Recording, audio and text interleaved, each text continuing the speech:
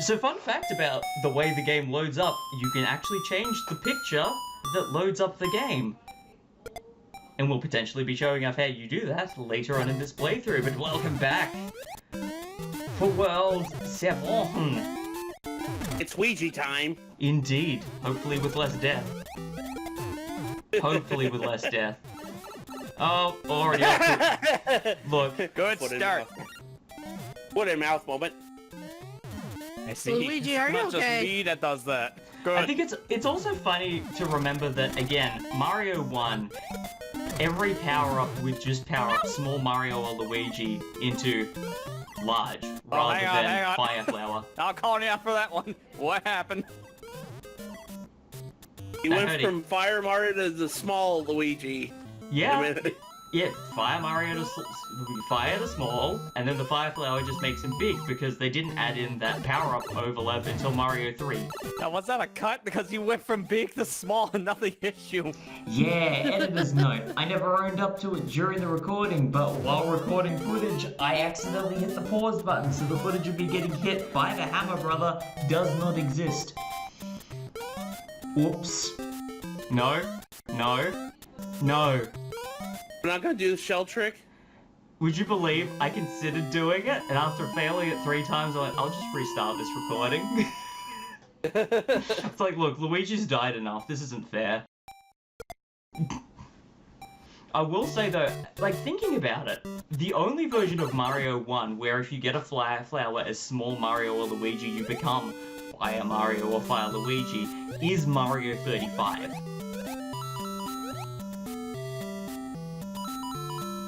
It's the only version of Mario 1 where that happens. Yeah, I mean, it's trying to base it more on the modern games. Yeah. Where you get a hit and you don't immediately go back to the small form. That's kind of Yeah. why. And I prefer it that way.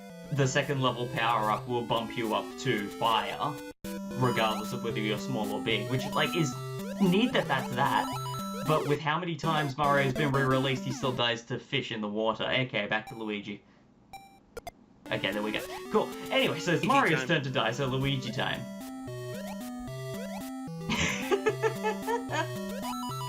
Yeah. Always a good time. I know I said this in part 1, but I really do like the world map feature. Like, It is so good. It is so good. Like, it's purely there as just a breathing room between stages and an option to change characters, but it is a tiny aesthetic choice, which I think really sort of livens things up, and it's fun.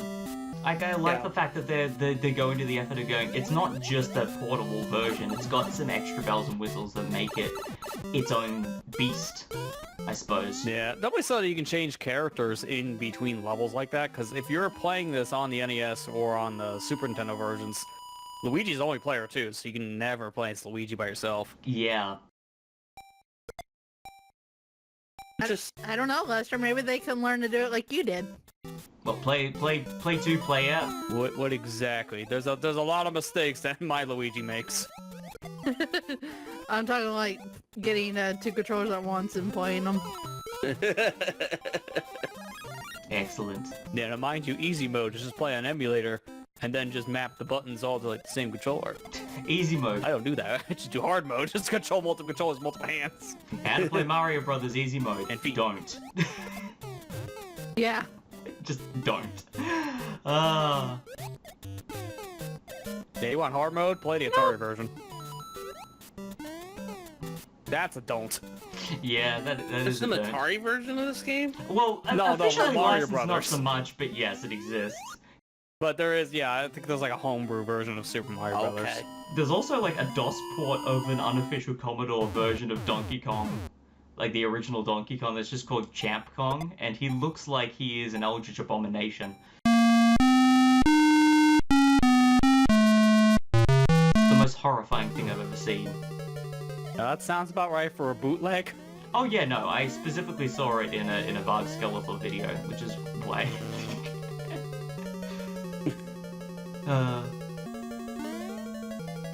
Didn't go the right way.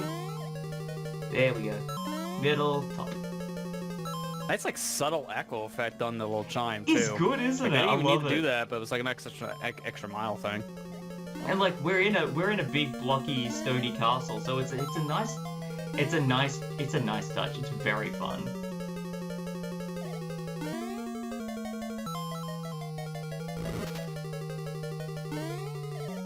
Now, you see, I feel like these castle levels are the really good example of why Nintendo had a hotline. Because how are you supposed to figure that when you're a kid back in the 80s? Well, now that it beeps, you know, which is good. Yeah, now definitely. Back in the original game, good luck. I love how the only way we beat Bowser is abusing invincibility frames. Yeah, well, look, Hey man. if it works, it works. Yeah. Take the hit. Get through the level. World 8 time. Castle on the cliffs. Get ready for Death Central. Yeah, it's the final world of the game. It's definitely the hardest. Now, I won't pretend this wasn't a painless time going through here, but I definitely felt a lot more in control having classic controls rather than all-star controls. Oh, yeah. On top of everything else that I know I have a bias for when it comes to Mario Deluxe, World 8 is the reason why it couldn't be all-stars, because I knew this world would be a pain. Yeah, there's a lot of issues with, like, the physics in All-Stars that make a lot of levels, especially the World 8 ones, a lot harder than they need to be. Mm-hmm. And like a lot of the sections where if you just run and jump at the right time, you could sail over a lot of enemies. The slightly bigger hitbox detection means that Mario's just gonna die a whole lot more trying to skip over some of the lower piranha plants. So like half of the strategies don't really work anymore, which is a bit of a bummer. Don't get me wrong, game's still pretty. Yeah. Yeah, that's like the best thing it has going for it, especially when it comes to like certain things that are much harder to see in the original game, but are very easy to see in All-Stars. Like there are some hidden blocks that are just very easy to see in one of the later levels here in World 8 in All-Stars, and basically impossible to see in the original game. There we go. Better hurry. Only got 100 seconds left. Oh, only. Yeah, and 100 seconds might as well be like 30.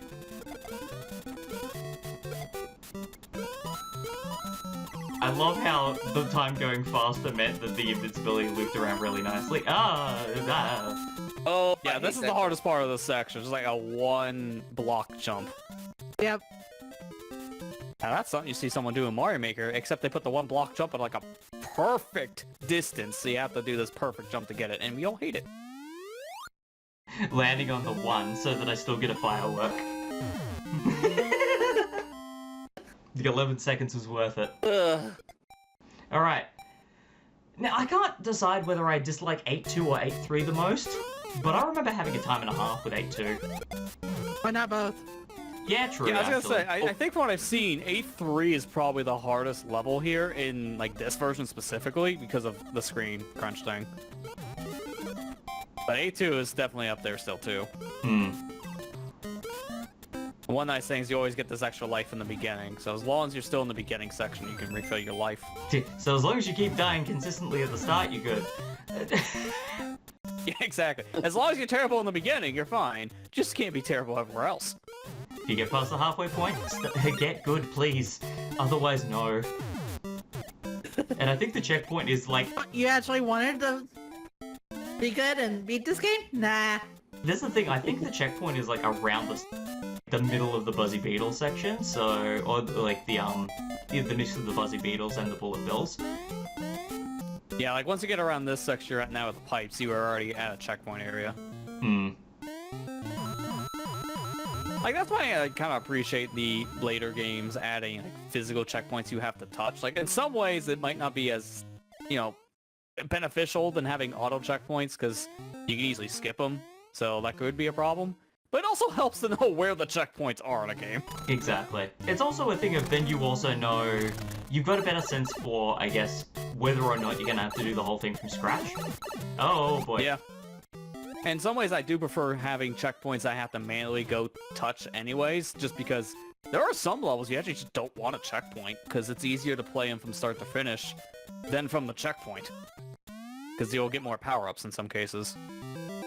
Okay, so 8-2 actually went better than I thought it would. Who's ready for 8-3? Me. Yeah. Yeah, it's like, you don't like Hammer Brothers, so I'm sorry. I'm the one who recorded this. I'm the one who recorded this, and I'm still nervous. Hammer Bros. Hammer, bro, no. Yeah, like this is the level you really don't want to come in without a mushroom if you can avoid it, because it's like there's a mushroom I think in this section. There's a mushroom in this section, and then through it. Yeah, so there's 2 Hammer Brothers sections, and both have a power-up on opposite corners. So you can still end up going through this level and getting a fire flower if you come in with nothing, but you've got to really pace yourself carefully. And it's good to get a fire flower through this section, because then it means you're doing the next bit with fire flower and you don't have to deal with the Hammer Brothers, but I didn't do it so well. Okay. I don't think like this level has like 2 areas, like a checkpoint, the beginning and the ending. Yeah. I think it's like now once you get to like this section you start checkpointing. Once you get to the blockless Hammer Brothers section, that's where the...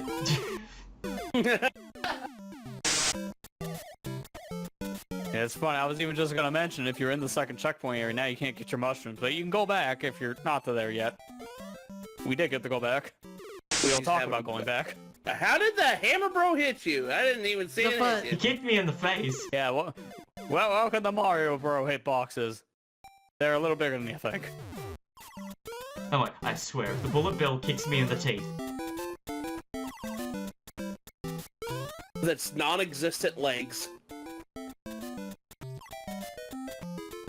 With his stumpy squatting legs.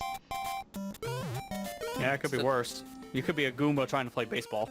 Look, I appreciate his enthusiasm regardless. Yeah, I still don't understand how they hold the thing bat. Look, I've played JRPGs. I know that anything that is a quadruped, or only has 2 feet, can still wield a sword. Or a gun. Or if you really believe in yourself, you too can suplex a train. Yes. Honestly, the most nerve-wracking thing about 8-3 is, well, 1, not being able to get past the Hammer Brothers, but then 2 is just, oh, but after this I've still got to do 8-4. Am I ready? Oh, I don't nobody's think ever ready. like, any powers at all in 8-4 too, so if you don't have a mushroom going in or higher, you're stuck as small Mario Luigi. Yes! Oh my god. Oh my god. There you Jeez. go. You also just ran past a hidden block that is super hard to see on anything that's not Oh, yeah. All-Stars. Like, I barely saw Oh it yeah, here. and All-Stars, like, that's the other thing is, like, that secret loses its impact because of the fact that the tile difference, and it bothers me. Yeah, although in some ways I actually do appreciate that detail because of lost levels requiring you to find the secret. Now at least it's not as cryptic. Now the pipe maze. The pipe maze where the only indication, like, there's no screen dinging, there's no nothing in any version, it's just good luck. Yeah, you just have to know the path. Thankfully, there's usually a pretty good indication of things, I think sometimes, depending on... Sometimes where there are lava pits tends to be a bit of an indicator. Or if there's a hidden block, that's a good indicator of, oh, this is the thing. The only real good one is this last one, it's the one pipe that when you get close to it, you see Cheep Cheeps. So you see the Cheep Cheeps, you see the lava, and then it's the next one, and that's your indicator. Now we're in water with a translucent pipe. Yeah, with a purple pipe. Yeah, like, the only Bowser Castle stage actually has an underwater section. It looks jarring. Fireball hit you. Or fireball bar. Mario is not having a good time. He saw his life flash before his eyes.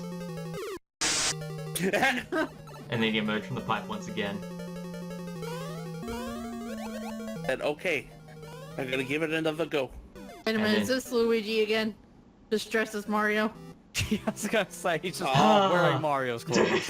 And so yes, I did indeed game over in the middle of 8-4, and I was very upset. Rude.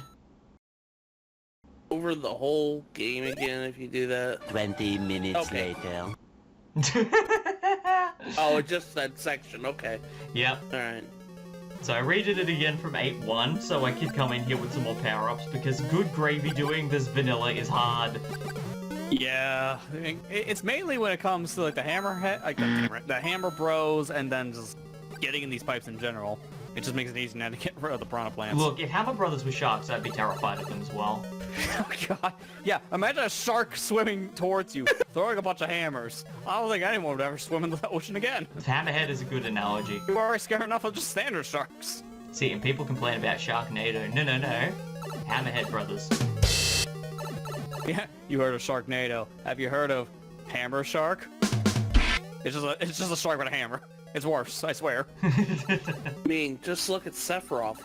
He's scared of the Mario the Mario and Luigi Bros. And shirts. Attack. Yeah, exactly. For some reason.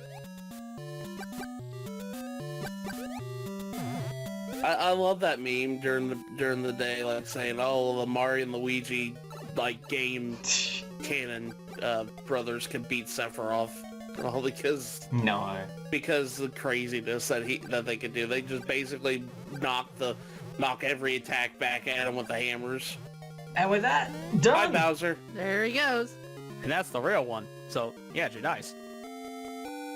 Again. We present you with a new quest. Also, because we're Super Mario, it means we're a bit too tall, so Peach had to step up on her tiptoes to give Mario a smooch. I was gonna say, that didn't even look right. It's like, if you're standing on your tiptoes, you still want to be tall. He's too tall. And for that, Mario is given an award for his bravery. Yes, this is actually a thing that happens. Cake, is it? Oh, I see how it is. I saved you and all I got is this lousy medal. With my face on it. That's fine. Give it a few games, you'll have your own castle. Dear Mario, how many times do I have to tell you? Don't come over. I made this dog shit cake. Please do not. Don't come over.